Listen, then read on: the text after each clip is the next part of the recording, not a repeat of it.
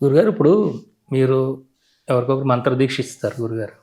ఈ మంత్రాన్ని ఎంతసేపట్లో జెప్పాలి? ఎంత జపం జేయాలని? ఏ మంత్రాన్ని? పంచదశి మహామంత్రాన్ని. ఏ మంత్రాన్నైనా మనం లెక్క పెట్టుకోవాలి. అక్షరాలు ఎలా పలకాలి అనేది ఒక పద్ధతి ఉంది. తైత్రీయోపనిషత్తులో శిక్షావల్లి అని ఉంది. ఆ శిక్షావల్లిలో చెప్తాడు అక్షరాన్ని ఎలా పలకాలి. ఉదాత్తము, అనుదాత్తము, స్వరితము, దీర్ఘస్వరితము, పులతము అని 5 రకాలుగా చెప్తారు అక్షరాలని. అవి జాగ్రత్తగా పలకాలి. మనం వేద మంత్రాలు చదివేటప్పుడు ఇంకా చాలా జాగ్రత్తగా చూడాలి. తర్వాత వేద మంత్రాల్లో మనకి మామూలుగా అక్షరాలు వచ్చేటువంటి హ్రస్వము, దీర్ఘము, పులతము అని వస్తాయి. హ్రస్వము, దీర్ఘము, పులతము ఇలా ఈ అక్షరాలు వీటన్నింటినీ దృష్టిలో పెట్టుకుని తర్వాత అచ్చులు, వ్యంజనములు అంటే హల్లులు వీటన్నింటినీ దృష్టిలో పెట్టుకుని అక్షరం ఎంతసేపట్లో పలకాలి అనే విషయాన్ని వాళ్ళు నిర్ణయం చేశారు. ఎలా అవుతుంది అంటే ఒక మాత్ర అన్నాడు. ఒక అక్షరాన్ని పలకటానికి అవసరమైనటువంటి ఆ సమయాన్ని మనకి తెలియచేసేది మాత్ర.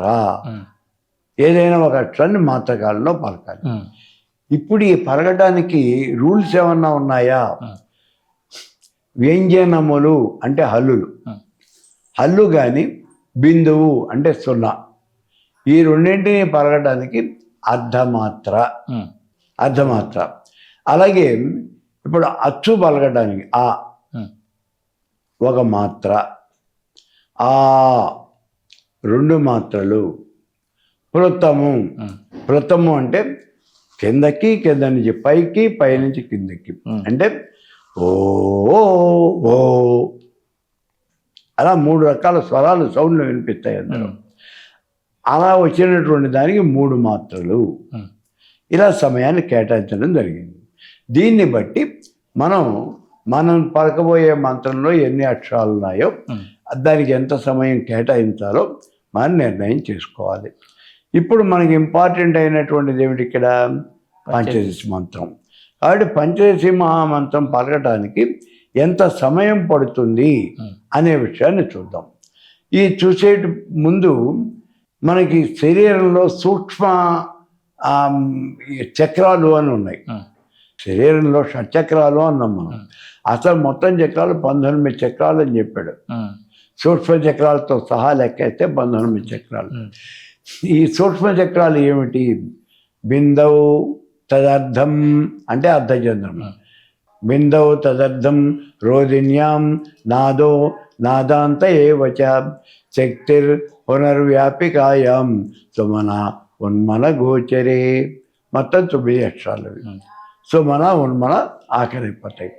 ఈ అక్షరాలు, ఈ చక్రాలని, ఈ స్వరాలు పలకడానికి ఎంత టైం కావాలి? బిందువు అర్ధమాత్ర, రోదిని అందులో సగం. ఇప్పుడు మాత్ర అంటే ఎంత సమయం? అందులో సగం అంటే ఇప్పుడు ఇది కావాలి మనకి. మాత్ర అంటే ఎంత సమయం? 256 లవములు ఒక మాత్ర. మరి అప్పుడు లవము అంటే ఏంటి? మనం తామర దళాలు ఉంటాయి కదా, ఆ తామర పువ్వులు రేకులు. ఆ తామర రేకులు కొన్ని ఇట్లా గట్టిగా చేత్తో పట్టుకుని ఒక సూది పెట్టి ఇలా పొడిస్తే ఆ సూది ఒక దళంలో నుంచి ఇంకో దళంలోకి వెళ్ళటానికి ఎంత సమయం పడుతుందో దాన్ని లవము అన్నారు. అసలు మన వల్ల కాదు దాన్ని డిసైడ్ చేయటం. అది లవము అంటే. ఇటువంటివి 256 లవములు కలిస్తే ఒక మాత్ర. 5 మాత్రలు 1 సెకను. మళ్ళీ ఇంగ్లీష్లో ఎక్కడొక వచ్చేస్తున్నాం. 5 మాత్రలు 1 సెకను. ఇది గుర్తుపెట్టుకోవాలి. ఇప్పుడు మనం చెప్పిందంతా గుర్తుంటే పంచదశి మహామంత్రానికి ఎంత సమయం పట్టాలి? ముందు కా అంటే ఏమన్నాడు? ప్లస్ ఆ అంటే అందులో హల్లేమో కు, ఆనేమో అచ్చు. ఇప్పుడు హల్లు పలకడానికి ఎంత?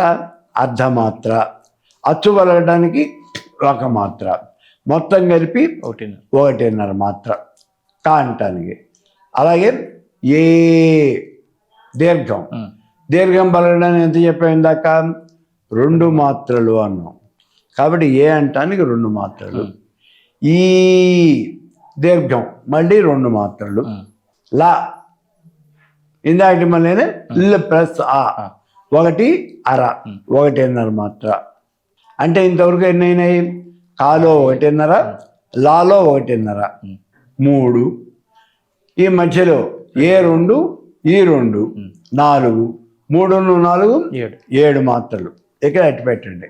ఇక హ్రీం, హ్రీంకారం ఉంది ఈ ఖండంలోనే. హ్రీంకారంలో అకారము, రకారము, ఆ తర్వాత బిందువు, నాదము, నాదాంతము ఇవన్నీ ఉన్నాయి. సుమన, ఉన్మన ఇక్కడ వరకు ఉన్నాయి. ఇప్పుడు వీటిని మనం పలకాలి అంటే ఇప్పుడు చూడండి. హకారము, రకారము, ఈ కారం కూడా ఉంది, హ్రీం కదా, హ్రీకారం కూడా ఉంది. హకారము హల్లు, దానికి ఎంత? అకారం కదా, హనే అరమాత్ర.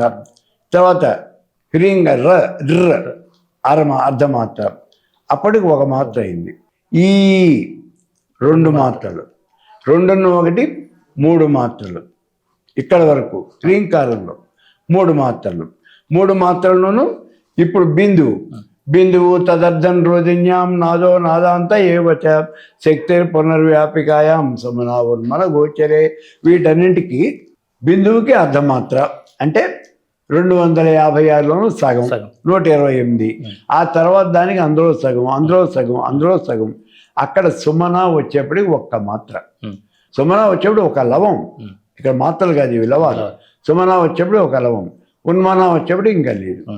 పైవన్నీ కనుక కూడితే మనకి 253 లవములు. ఇది బిందువు దగ్గర నుంచి సుమన దాకా 253 లవములు. కాబట్టి హ్రీంకారంలో ఎన్ని? హక్క హ 1 అర్ధమాత్ర, ర అర్ధమాత్ర, ఈ 2 మాత్రలు అంటే 3 మాత్రలు అయినాయి. 3 మాత్రల 253 లవములు.